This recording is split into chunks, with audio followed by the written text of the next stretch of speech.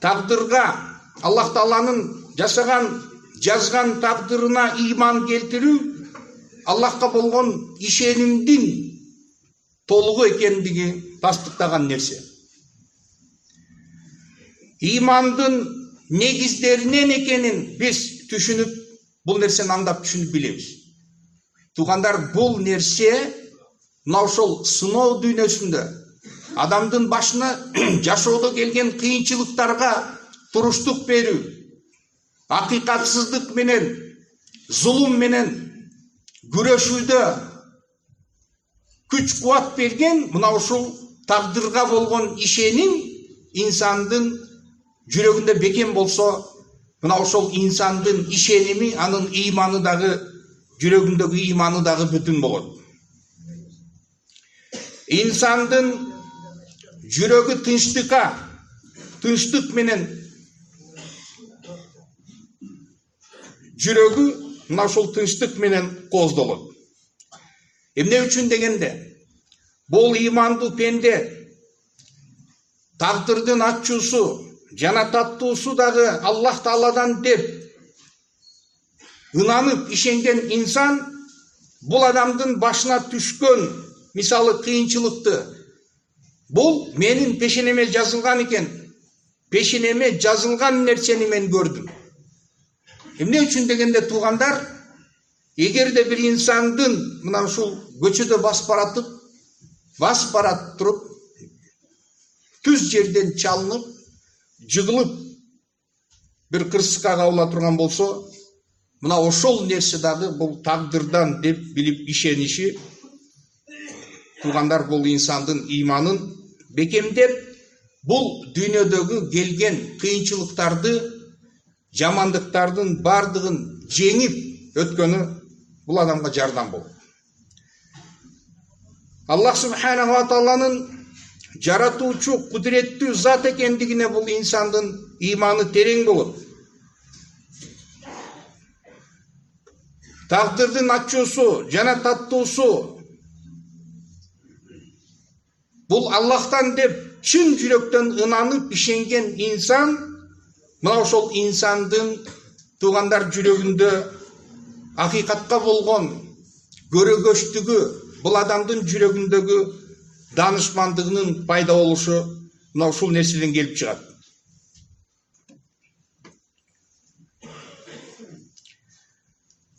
Туугандар, биз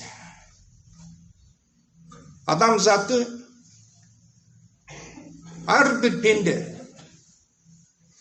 эртең келечеги кандай болушун эч ким билбейт. Биз ар дайым инсан үмүт менен жашайт. Ошондуктан баягы адамдагы үмүт эң акыркы өлө турган нерсеси бул адамдын үмүтү деп бекеринен айтылган эмес. Инсан үмүт менен жашайт.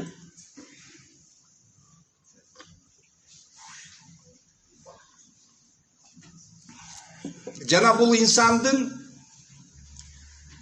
Аллах Таала ал инсан үчүн каалаган абал, бул адамдын пайдасына же бул адамдын зыянына экенин бул пенде ал нерсени аңдап түшүнбөйт. Мисалы, байлыкка жетпей жүргөн адам ар дайым ушул ишим жүрүшүп кетсин, Кудайдан ошол байлыкты сурап, бирок ошол байлык бул пендеге эгерде келбей турган болсо, бул адамдын көңүлү чөгүп, мен дуаларым кабыл болбоду, мен ошол нерсеге жетпедим, Кудай мага бербеди деп, мисалы, жүрөгүнөн ушундай бир наразы болушу мүмкүн. Бирок бул пенде түшүнбөйт. Мына ошол Кудайдын бул пенде үчүн ошол ырыскысын өлчөм ченеп койгондугу бул пенде үчүн пайдалуу экендигин бул пенде билбейт. Ар бир инсан ага келген ошол байлык бул жакшылык, анын пайдасынабы же бул пенденин зыянынабы, ал нерсени эч ким билбейт. Ошондуктан биз бул дүйнөдө өзүбүздүн көз карашыбызда биз үчүн пайдалуу болот деп Кудайдан сураган нерсебиз, мына ошол сураган нерсебизге жетпей калганда биз наразы болуп баштайбыз. Бирок ал нерсе дагы биз үчүн бир жакшы болушу мүмкүн эле деген нерсени биз түшүнбөйбүз. Мынакей Аллах Таала Бакара сүресинде кутиба алейкумул қитал ва хуа курхун лакум ва аса ан такраху шай'ан ва хуа хайрун лакум ва аса ан тухиббу шай'ан ва хуа шаррун лакум валлаху я'ламу ва антум ла та'ламун. Уруш силерге милдеттүү түрдө жүктөлдү. Мына ошол капырлар менен болгон жихад, курал менен болгон күрөш силерге парз болду.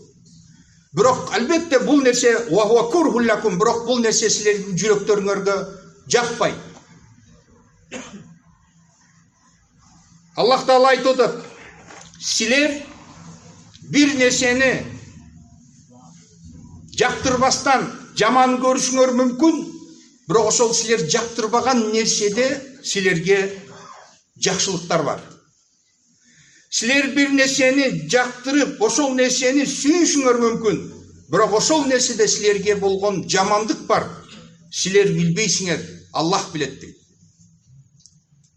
Бул туугандар мына ата эненин мисалында атасы, энеси мисалы ошол жакшы көргөн кичинекей наристе баласын акылга толо элек, акылы толо элек бул баланын.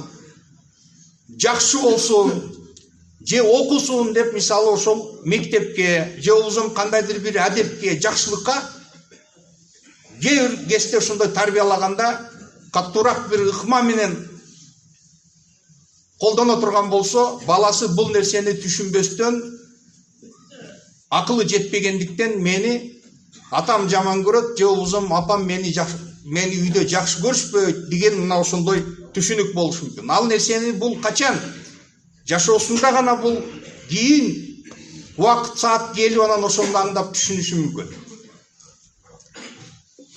Биз ыраазы болуп жыргап аткан нерсени биз үчүн абдан сонун болду деп ойлосок, ал нерсенин ичинде жамандык бар экенин биз билбегендигибизди Аллах Таала мынакей ушул жерде айтып атат.